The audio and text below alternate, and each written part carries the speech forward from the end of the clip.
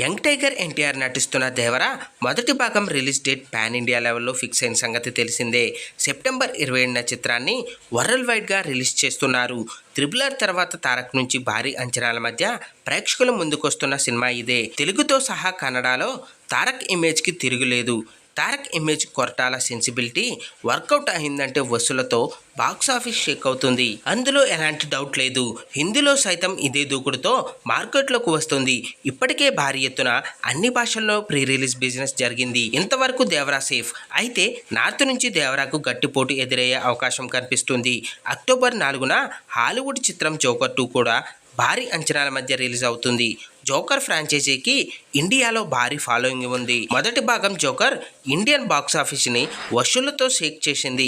ఎలాంటి అంచనాలు లేకుండా రిలీజ్ అయిన ఈ సినిమా సంచలన వసూలు సాధించింది. 2019లోనే జోకర్ 70 కోట్ల వసూళ్లు ఇండియా మార్కెట్ నుంచి రాబట్టింది. అప్పటి నుంచి నార్త్ ఆడియన్స్లో జోకర్ ఓ బ్రాండ్గా మారింది. ఈ నేపథ్యంలో ఇండియన్ బాక్సాఫీస్ వద్ద జోకర్ 2 టార్గెట్ 150 కోట్ల పైనే ఉంటుంది. అదే టార్గెట్గా ఇండియాలో రిలీజ్ ప్లాన్ చేసి దిగుతున్నారనే చెప్పాలి.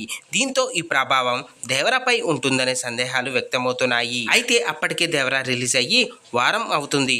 ఈ లోపు ఆ సినిమాకి మంచి టాక్ వస్తే రాబట్టాల్సిన వసూలు రాబడుతుంది. అందులో ఎలాంటి డౌట్ లేదు.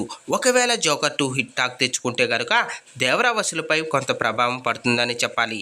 ఫ్రెండ్స్, దీనిపై మీ అభిప్రాయాలను కింద కామెంట్స్ రూపంలో తెలియజేయండి.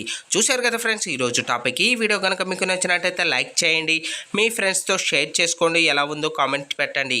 అలాగే సబ్స్క్రైబ్ చేసుకోవడం మాత్రం మర్చిపోవద్దు ఫ్రెండ్స్.